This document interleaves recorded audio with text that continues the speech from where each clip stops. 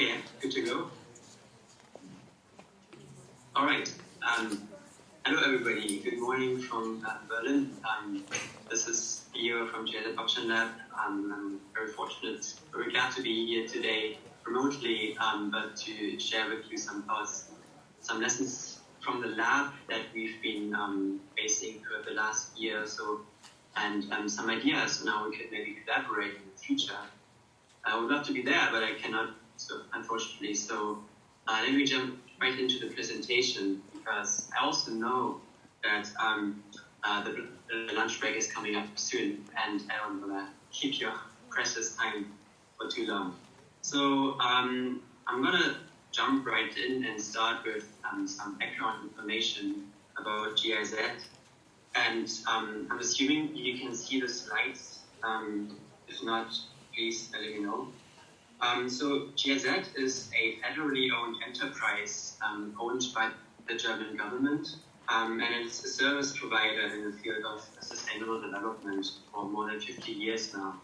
And it's quite a big organization, 20,000 people across 120 country offices. And so at the GiZ Blockchain Lab, though, we follow quite a different approach that you may expect from such a relatively large and established government-owned organization. So the Blockchain Lab is really trying to be the innovation lab of GiZ in many ways. And those of you who are familiar with these kind of approaches know how hard it can be for any corporation or big organization to reinvent itself.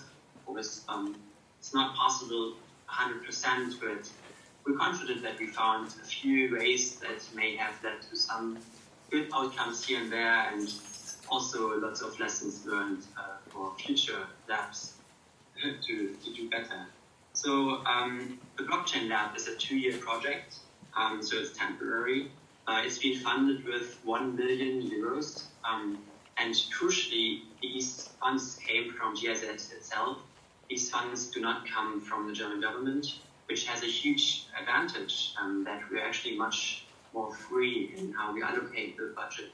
So in terms of exploring solutions, in terms of delivering short-term impact, we have much more flexibility in taking the time to step back to do research, conceptualizing ideas and concepts, and then, in the mid and long term, implement projects which, of course, have huge potential for impact, but usually not in those traditional project cycles that you are familiar with most donors.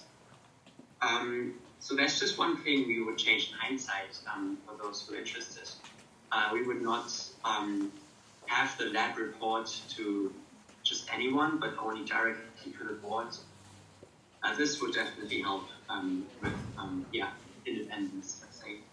Also, we appreciate a lot of diversity in our team. 6 people with backgrounds across IT, law, and sociology. And as the previous speaker also briefly mentioned, such diversity across disciplines is immensely helpful. So the GiZ Blockchain Lab has this distinctive approach of following the funnel you can see on the right-hand side.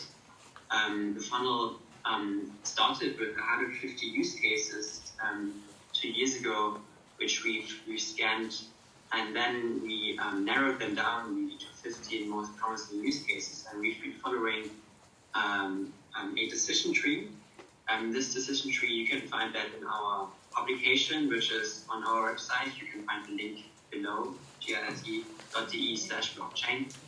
And basically, as you see on the left-hand side, there are a couple of steps. So, of course, added value through decentralized models, and this is a very generic question, but often we've seen too often the approach of taking blockchain as a hammer and seeing everything as a nail.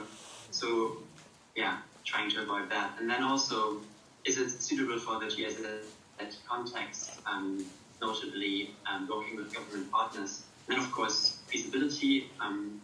Some use cases of blockchain are just too futuristic. Not all by far, but some. And then, of course, prioritizing them by the Sustainable Development Goals. And there's a lot of room there. So in the end, we've identified 50 use cases that we found worth pursuing. And they illustrated on a poster, which you can also find on our website, just below. And so ever since the last month, and increasingly, we've been reaching out to GiZ colleagues across the 20 country offices. We've been reaching out to other partners and solution providers and really trying to take those concepts that we've identified and bring them into real-world pilots. So this is still a very new ambition and hasn't been going on for too long. Also, keep in mind that this is all within the scope of the project, so relatively limited funds. But still, we've been looking at a few implementations, and I'm going to mention briefly 4 of them here. So first off, the yellow dot.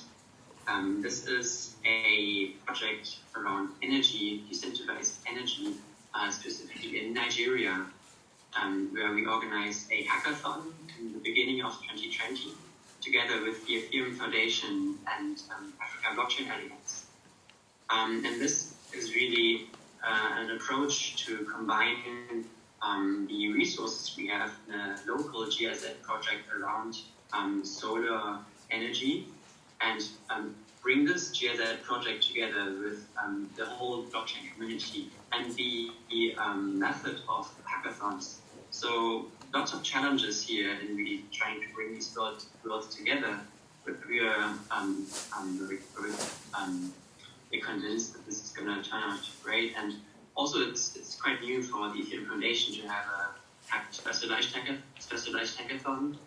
We're going to include some teaching, some preparational time for participants to really focus and acquire knowledge on the specific domain. And we are also going to make sure that there are resources and processes in place to continue forward whatever happens at the hackathon, so it doesn't just die.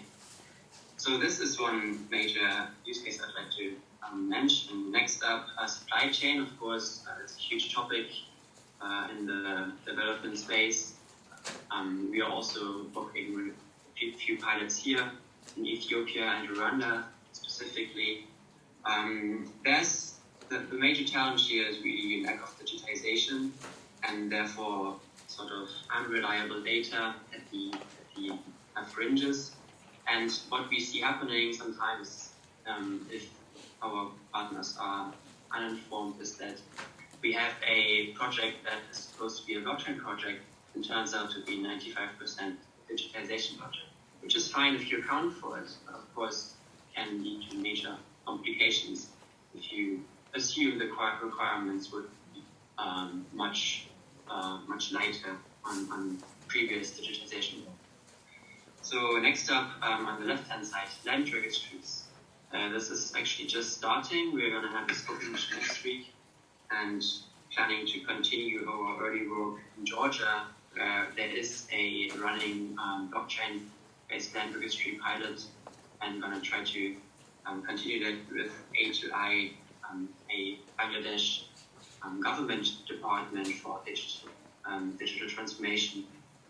And then, maybe just one challenge from here would be that we've currently faced the issue in the process of designing the pilot that we need to make sure that the government bodies, but also the solution providers are all on the same page when it comes to backdoors and authorities.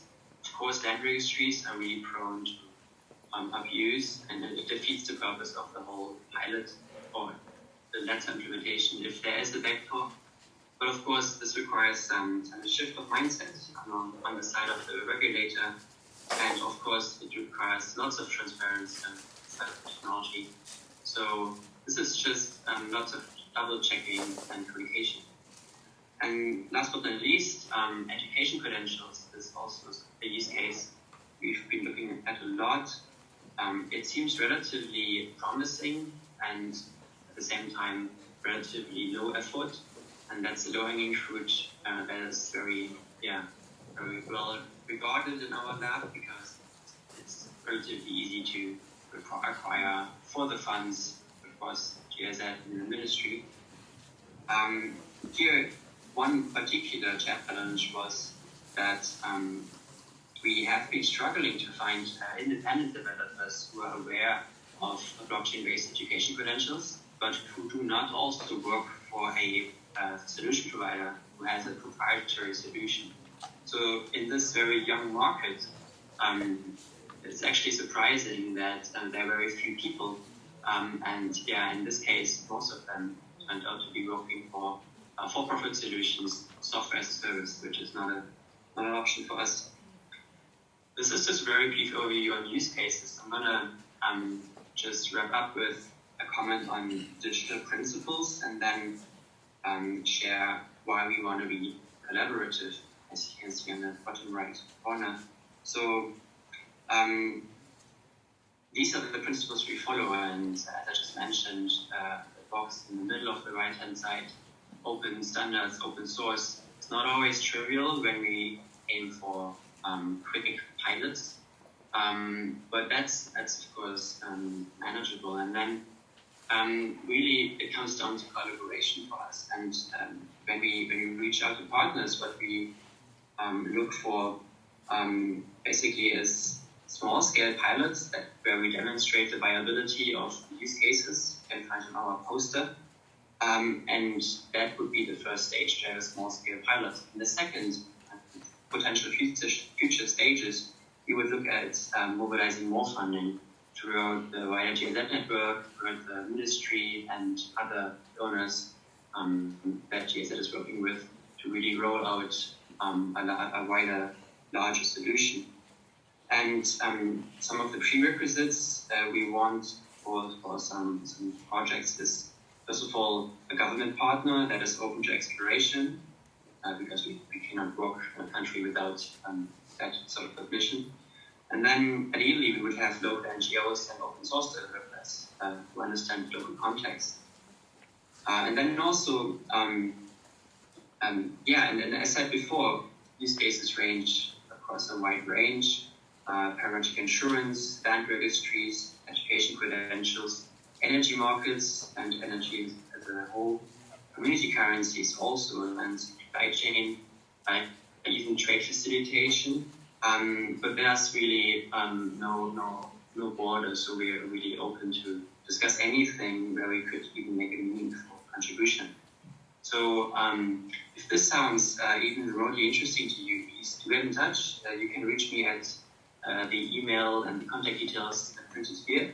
And if you have in Berlin, make sure to drop by at the Impact Hub. And just last but not least, when you go into the lunch break and have enough food, I would highly recommend you to check out the Youth Lagos booth, where my colleagues from Ukiyo Foundation and Africa Blockchain Alliance will be waiting for you to share more information about the project. So thank you very much and enjoy your lunch break.